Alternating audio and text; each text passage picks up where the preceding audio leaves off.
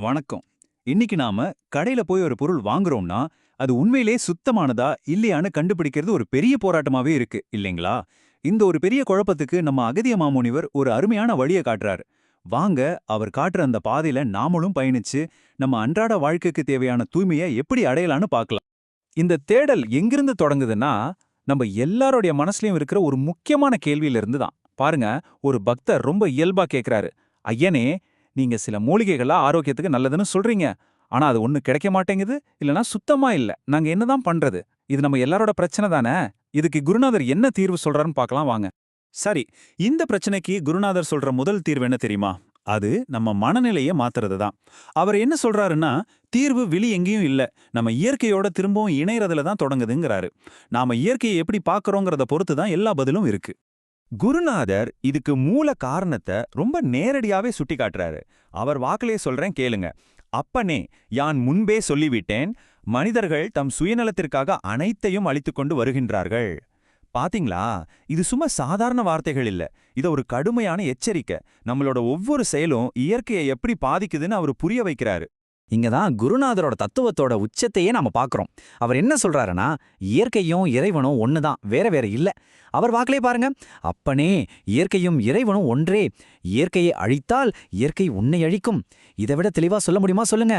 நாம செய்யற ஒவ்வொரு காரியத்துக்கும் ஒரு விளைவு இருக்குன்றத எவ்வளவு ஆணித்தரமா சொல்றாரு பாருங்க. அப்போ தீர்வு எங்க தான் இருக்கு? சுயநலத்திலிருந்து பொது நலத்துக்கு மாறுற அந்த ஒரு நொடியில தான் இருக்கு. குருநாதர் திரும்ப திரும்ப இதத்தான் வலியுறுத்துறாரு. பிறர் நலம் நாடுங்கள்னு. இங்க பிறர்னா வெறும் மனுஷங்க மட்டும் இல்லைங்க, நம்மள சுத்தி இருக்கிற எல்லா ஜீவராசிகளையும் தான் குறிக்குது. சரி, தத்துவம்லாம் நல்லா இருக்கு. ஆனா இதை நம்ம வாழ்க்கையில எப்படி கொண்டு வருது? குருநாதர் காட்டுற முதல் பிராக்டிக்கல் சொல்யூஷன் ரொம்ப ரொம்ப சிம்பிள். என்ன தெரியுமா? நமக்கு தேவையானத நாமளே உருவாக்கிக்கிறது தான்.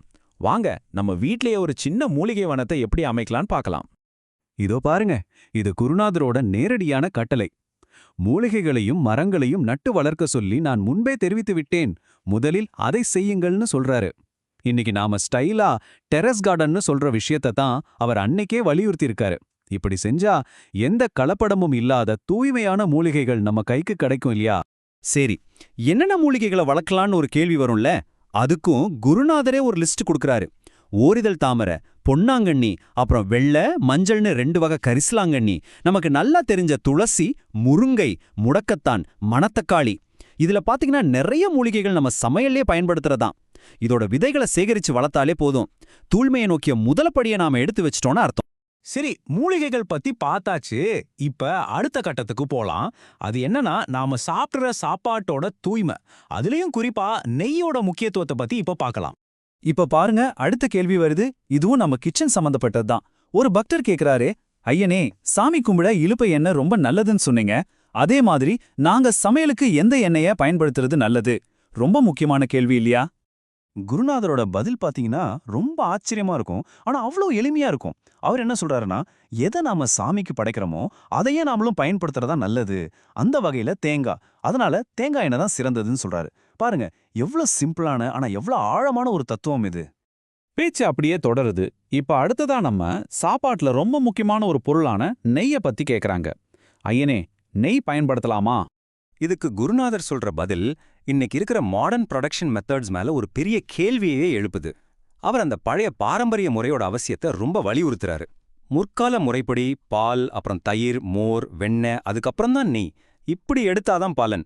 இன்னைக்கு செய்யறதால ஒரு பிரயோஜனமும் இல்ல அப்படின்னு ரொம்ப திட்டவட்டமா சொல்றாரு. அப்போ அந்த சரியான முறை என்னன்னு கேக்குறீங்களா? இதோ இந்த 5 ஸ்டெப்ஸ் தான் அந்த பாரம்பரிய வழி. முதல்ல பசுமாட்டு பால், அதுல இருந்து தயிர், தயிர்ல இருந்து மோர், அப்புறம் அந்த மோரை கடைஞ்சு வெண்ணெய் எடுக்கணும். கடைசியா அந்த வெண்ணெயை காய்ச்சி நெய் செய்யணும். இந்த முழு ப்ராசஸையும் நாம பின்பற்றும் போதுதான் அதோட உண்மையான பலனே நமக்கு கிடைக்கும். சரி, பசுனே ஓகே. ஆனா எருமனை பத்தி கேட்டப்போ குருநாதர் சொன்ன பதில் நம்மள அப்படியே ஒரு நிமிஷம் யோசிக்க வைக்கும். அதை சாப்பிட்டீங்கன்னா அதோட குணம் தான் உங்களுக்கும் வரும்னு சொல்றாரு. அதாவது நாம என்ன சாப்பிட்றோமோ அதோட குணம் நம்ம குணத்தையும் தீர்மானிக்குங்கிற ஒரு ஆழமான உண்மையை அவர் இங்க புரிய வைக்கிறாரு. இப்ப நம்ம எல்லாருக்கும் மனசுல ஒரு கேள்வி வரும். சரிப்பா, இவ்ளோ சொல்றீங்களே, இந்த மாதிரி பாரம்பரிய முறையில செஞ்ச சுத்தமான நெய் எங்க கிடைக்கும்னு தானே? வாங்க, அதுக்கான வழியும் இப்ப பார்க்கலாம். பாருங்க, ஒரு பக்தர் ரொம்ப குறிப்பா ஒரு இடத்தையே சுட்டி காட்டி கேக்குறாரு. ஐயனே, குஜராத்ல ஒரு கோசாலை இருக்கு. அவங்க இந்த மாதிரி பழைய முறையில நெய் செஞ்சு விக்கிறதா சொல்றாங்க. அதை நாங்க வாங்கி பயன்படுத்தலாமா? அது உண்மையிலே நல்ல நெய் தானா? இதுக்கு குருநாதர் எந்த ஒரு சந்தேகத்துக்கும் இடமே கொடுக்காம பதில் சொல்றாரு. ஆம், அப்பனே, அங்கே நல்முறையாகத்தான் செய்கின்றார்கள். இது குருநாதரே கொடுத்த ஒரு டைரக்ட் அப்ரூவல். இங்க ஒரு முக்கியமான விஷயத்த நாங்க தெளிவுபடுத்திடுறோம். இது எந்த ஒரு கம்பெனிக்குமான விளம்பரம் கிடையாது. குருநாதரே ஒரு இடத்த சுட்டி காட்டி அவங்க சரியா செய்றாங்கன்னு சொன்னதால அந்த தகவலை உங்ககிட்ட கொண்டு வந்து சேர்க்கறது எங்களோட கடமையா நினைக்கிறோம். அவ்வளவுதான். சோ யாருக்கெல்லாம் தேவைப்படுதோ அவங்களுக்காக அவங்கள தொடர்பு கொள்றதுக்கான எல்லா விவரங்களும் இங்க கொடுத்திருக்கோம். வெப்சைட் அட்ரஸ், ஃபோன் நம்பர்ஸ் எல்லாமே இருக்கு. சரி, இப்போ நாம இந்த பகுதியோட இறுதிக்கு வந்தாச்சு. இவ்வளவு விலை மதிக்க முடியாத ஒரு ஞானத்தை நமக்கு கொடுத்த குருநாதருக்கு நம்மளோட பணிவான வணக்கங்களை தெரிவிச்சுக்கலாம். பாத்தீங்களா, தூய்மைன்ற ஒரே ஒரு வார்த்தைக்குள்ள எவ்வளவு பெரிய தத்துவமும் அத வாழ்க்கையில கொண்டு வர்றதுக்கான வழிகளும் அடங்கியிருக்கு.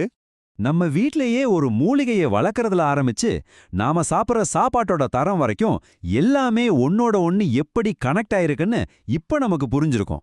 குருநாதர் நமக்கு காட்டின இந்த முழுமையான தூய்மை பாதையில நீங்க எடுத்து வைக்க போற முதல் படி என்னவா இருக்கும்? கொஞ்சம் யோசிச்சு பாருங்க.